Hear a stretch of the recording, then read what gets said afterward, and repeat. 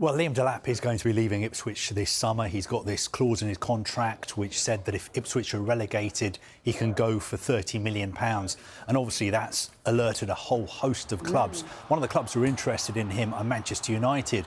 But people have been putting two and two together and maybe coming to the wrong conclusion and thinking he wouldn't want to go to Manchester United because look where they are in the league table. They're not the force they used to be. Yep. Our information is that he's happy to move to Old Trafford and he won't even necessarily be swayed by whether they're in the Champions League or not. Obviously, they've got this very important game against Spurs, Europa League final next week. If they win that, then they get into the Champions League. Is Liam Delap waiting for the result of that game before deciding if he wants to move to Old Trafford? I don't think he is. Perhaps it'll play a part in his decision because he's got other clubs interested in him like Chelsea and Newcastle United. But I don't think we should make too much of the fact that players don't want to go to United because they're not in a great state at the moment. We've seen it with Matheus Cunha as well at Wolves. He's got this £65 million release clause.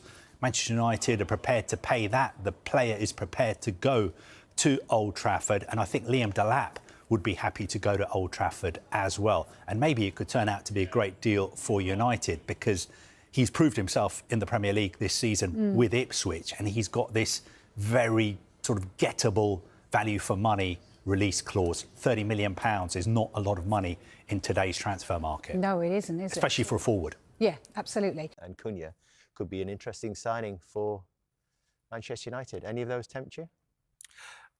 Caicedo, to be fair, I think he's been very good for Chelsea. Rodgers has been good. I mentioned him before. He did come into my mindset of the side where I put Mbeumo because I think Rodgers had a fantastic season, but I think Mbeumo's numbers are just so big at a club like Brentford. Probably Cunha. I had him in the first half of the season. Obviously, he had a ban. He missed a few games second half of the season, but you just look where Nottingham Forest are in the league compared to Wolves. I just, Gibbs-White was fantastic every time I watched them. Yeah, so he was that sort of floating player, an inside left pocket. So let's finish on a thought on Cunha. If he is indeed on his way to Manchester United, what else do they need in that front three? If the Delap has been linked as well, there's even been talk of them. I don't think Delap should go to Man United. You don't think he should, or do you think Man United should take Delap? I just think what happened to Højlund, sometimes I think when you're going from a team who've been relegated to I know Man United are 16th, but it's Man United, one of the biggest clubs in the world. The eyes and ears, I just think that's such a big step. I know people might say it's from there to there in terms of league position, but Man United's a monster. Do you think it's an upgrade on Højlund? I do, but I don't think I just think almost that next step of like Everton or something. You know when you're going to play every week, you're going to be the main man. You're going to feel like one of the best players in the team. He's the best player in the team at Ipswich. Everything goes through him. Go to like another club where you're that for 2 years, then go to that sort of Man United or whatever, a sort of team, sort of Champions League, or going to be trying to compete for that sort of level. Yeah, look. If he comes, everyone will get behind him as a young player, but we've seen that, United have been a very tough place to play over this last few years for a lot of very experienced players. So we're right to express caution in terms of what's happening at United, in terms of, you need to be resilient, you need to be ready, and I hope that he can go in there and get off to a good start and have a great career there if that's the move that happens. But we are right to think about the things that have happened to other players. Højlund's coming at 70-odd million, Xerxes coming at 30-odd million. What's going to happen to them? Do they just leave? We saw Sancho come in, we've seen Anthony come in, Rashford's going to leave.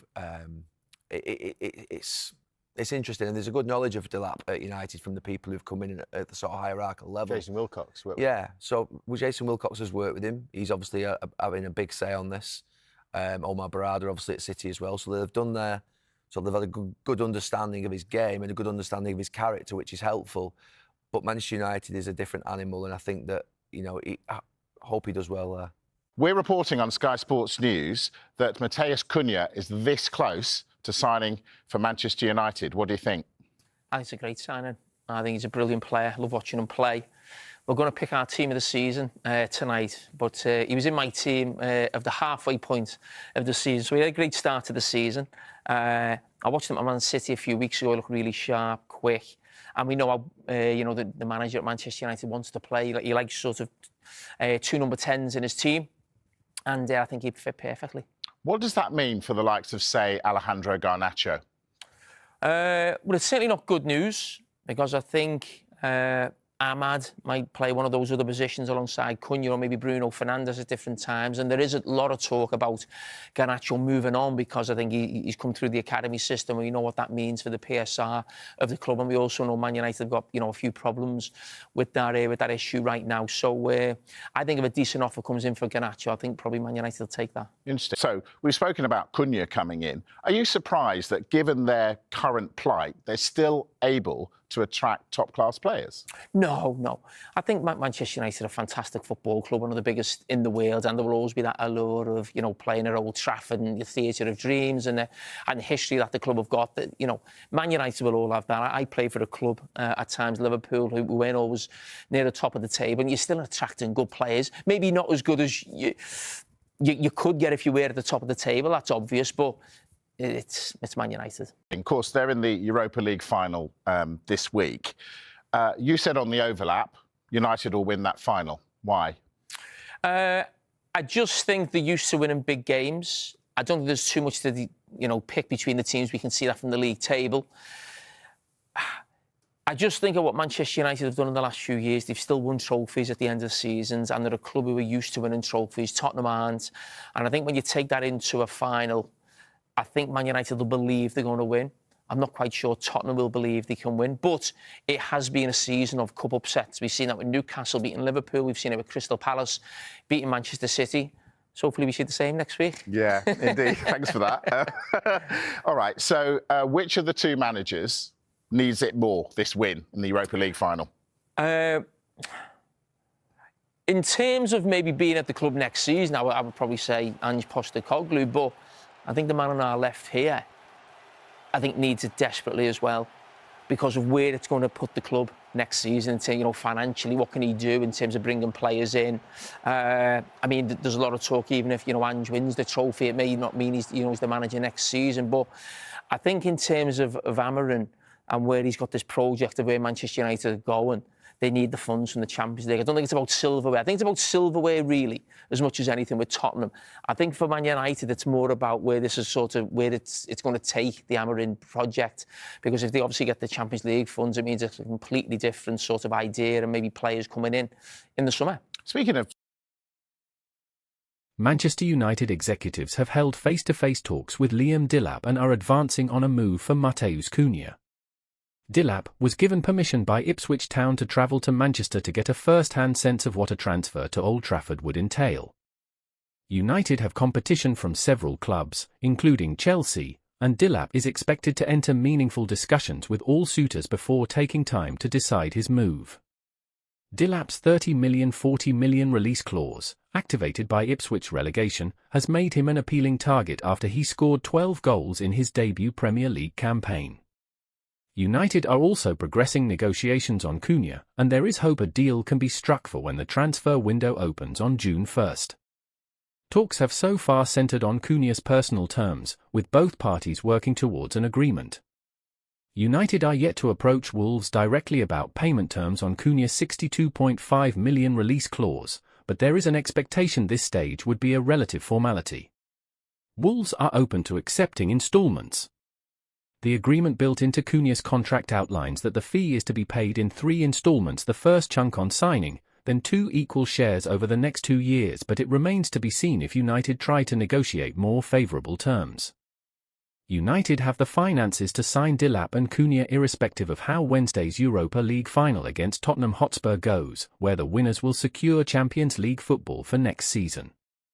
Other options in the forward positions have been considered, including Brentford's Brian Bumo, Sporting CP's Victor Gyökeres, and Napoli's Victor Osimhen.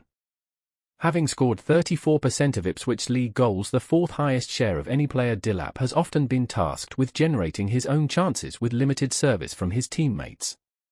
In a counter-attacking Ipswich side, Delap's powerful, driving runs forward have been a theme of his season as he has shouldered much of the attacking responsibility with a return of 10 non-penalty goals at a rate of 1 in 3 for his efforts.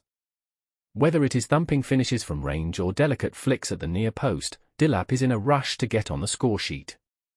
A desire to get forward is the bare minimum for a striker, but Delap is something of a throwback, an out-and-out striker who is desperate to stretch the opposition back line.